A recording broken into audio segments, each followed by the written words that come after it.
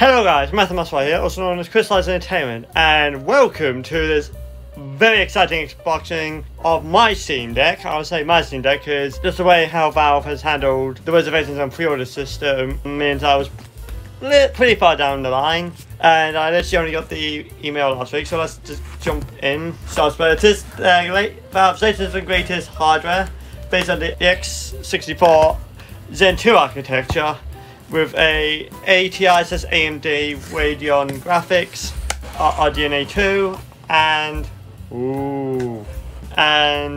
16 GB of LPDDR5, and my one's the 512GB variant. So it has an etched glass front and obviously 512 GB of NVMe M.2 storage. So the first thing you get in the box is this nice little handout thing, as well as a little guide on the back. Don't know if you can see that, but that's what first thing you get. I like that. Your games are going places. I've not actually looked at much beyond the Steam Deck because I tried to be as spoiler free as possible, so a lot of portion of the coverage I have not seen myself. There's a few maybe other tutorials here and there, how to do emulation, so on and so forth, but that's what you get in when you open the box. Also, I want to quickly show this side of the box right here. I forgot to do so, but here's the front, because I really love some of the attention to detail sort of thing, like the companion cube and the handle with care sign, as well as the Steam Deck logo like that. I think that's some really cool attention to details. In here, in the box to the left, if I'm careful, the power supply for your region. So mine will be obviously UK, Great Britain. This is one of those peel off.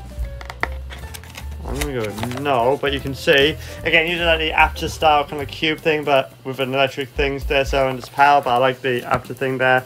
You also get the Valve logo on it to know it is an official, genuine Valve product.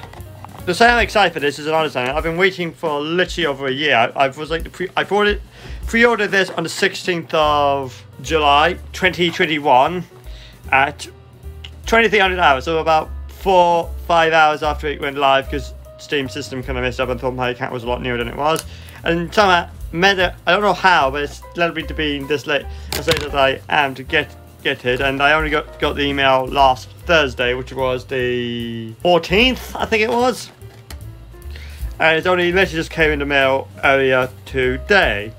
So yeah, here it is, your original UK plug to USB Type-C. The USB charging is rated for 65 watts. I've also bought a second one to use as my main desktop setup, and then the other one I will use for when it's on the road, on the rare occasion I am traveling. And finally, the main show, this is where the Steam Deck is in, I believe. I got the premium case, so it's different than the 64 and 256GB variants. But I love the text. It literally says, "Your games are going places, Steam Deck." It's not even the first Valve hardware I got. I also got a Valve Index. She's considerably bigger than the cover case I bought for the Nintendo Switch.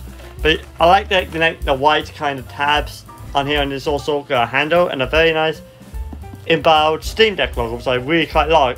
It's made of like a shiny, glossy plastic, just so you know. But yeah, it's overall really good. But now we should be able to open this. Oh, and there it is, the Steam Deck in all of its glory. I didn't drop it, what do you mean? But here it is, and it's surprisingly big. I was expecting it to be smaller, but yeah. Let's hold it. Oh yeah, I like the concave of the joy pads, it's very nice. I thought that was a bit more of a tactile click for those buttons, but obviously that is not the case. There's a bit of glossiness in the etched glass, but ooh, that actually looks pretty nice. I was going to buy a screen cover for this, but there's a general consensus of not to do that on the 512GB variant, so I'm not going to do it.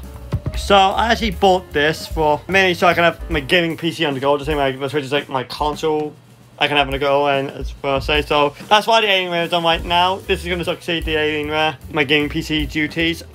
So it's currently having a Clonezilla done to it, which is going to back up the drive. Then I'm going to restore it to factory, sell it on. So yeah, I'll be right back tomorrow, although there'll be a few seconds for you with the setup, so we can try some games on it, and actually some actual performing games. Compared to on the Alienware, I basically didn't do that. So yeah, I will see you in a few seconds for you, for me in a few hours. And here we have the Steam Deck all set up for gaming and stuff. While I do have quite a few more games installed than when I started out with my Alienware, I only tested these games in particular, with only 2 when the deck was in handheld mode, as the rest I would rather play with keyboard and mouse. The first game I tested out in handheld mode was Back 4 Blood. Please know that at this point I played the game in offline mode, as I didn't feel comfortable playing the game only with the joysticks. I had AMD FSR enabled on the high quality under the DirectX 12 renderer. Performance was great and it rarely dipped lower than the 48 frames per second cap I set to reduce battery consumption, even when there were loads of written on screen. I never got FSR working in handheld mode in either game, despite enabling all the settings on it and have all the necessary things changed in-game itself. So because of that, the battery only reported I had an hour and a half of battery capacity. While this isn't great, I can't believe that the Steam Deck can even play this game in handheld mode, let alone as well as it did. However, it's clear that it still needs some work, as both the cleaners and reading had these weird text glitches that wasn't very pleasant to look at. The other game I tested in handheld mode was no other than PowerWash Simulator. I ran this on high settings at 600p, the lowest the game will do. This game, like Back 4 Blood, easily maintained the 48 frames per second cap and looked decent while doing so. In this game, the deck reported 2 hours of extra gameplay available, with 3.5 hours. This is probably due to the fact that I was running at a lower resolution. I cannot say how comfortable it was to game in handheld mode, as I was holding the computer in front of a camera, which was very uncomfortable. But the fact that the Steam Deck has actual grips, which is definite quality of life improvement over the Switch, I imagine if I held this game normally on my lap, it'd be decently comfortable. Moving into desktop mode now, starting with Elden Ring. At low to medium settings at 1080p, the game is playable, but it wasn't above 30 frames per second it felt like. I couldn't get an FPS counter working throughout the testing of the first few games, but that is what it felt like. The frame rate noticeably dips when there's lots of things happening on screen, like particles for instance. Online worked as intended, as if I was on Windows, which was great to get on that grind. Honestly, I'm amazed Elden Ring ran as well as it did without FSR, considering how low the specs are, relatively speaking. For the second game I returned to Back 4 Blood. This time I felt comfortable going online as I had a keyboard and mouse. Same settings as in handheld mode and it played flawlessly. Even with loads of things happening on screen, it never dipped below 60 frames per second. No doubt the game's built-in FSR is doing something to help with that. Strangely in desktop mode, I didn't experience the weird texture artifacting like I did in handheld mode, so that's odd. Bear in mind though that the Steam Deck support is in beta right now, so treating problems like inconsistent compatibility between handheld and desktop modes is to be expected. But considering the game is in a state where the easy anti-cheat doesn't immediately ban you after joining an online game, it's a worthy trade-off for me. Also, I just want to give a shout out to this ogre that acted strangely to me before we move on to the next game. I don't think I've ever seen one jump back and forth between a fence before, so that was an experience. Next up is PowerWash Simulator. Same settings as in handheld mode, except the resolution is at 1080p. Also at this one I got an FPS counter working. As you can see that even at this high resolution, the Steam Deck gives a rock solid 59 to 60 frames per second, and it doesn't dip below that. The power inside the system is actually staggering for what it is, and the performance of RDNA 2 on the GPU side, even in its cut down state using shared memory, it's just mind-boggling just to think such performance wasn't possible in such a form factor just a few years ago. I know there are more taxing jobs in PowerWash Simulator that caused the frame rate to drop on the humble 1050 Ti that my Alienware originally had, but I honestly cannot remember what they are called, so I can't test them on the Steam Deck.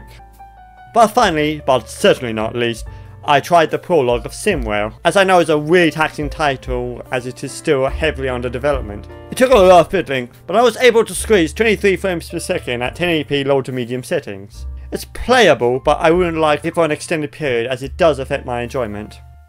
And it leads pretty nicely into the conclusion. I haven't tried emulation yet, so things like RPCMU and TechnoPad hasn't been tested yet due to a lack of time to be properly looked into. However, from what I can see, this is a perfectly capable gaming computer that I can take with me without needing a comparatively bulky tower. So if I want to go to a LAN party, it's literally just a pick up and go thing. The dongle I chose has been causing problems after recording the footage, so that is going to be replaced soon. But performance is solid in both 800 and 1080p, surprisingly so actually. It's sad that the Alienware was retired sooner than originally anticipated, but the Steam Deck is definitely a worthy replacement, and a fraction of the size means I can just take my gaming PC whenever I'm away, and that alone is worth the price.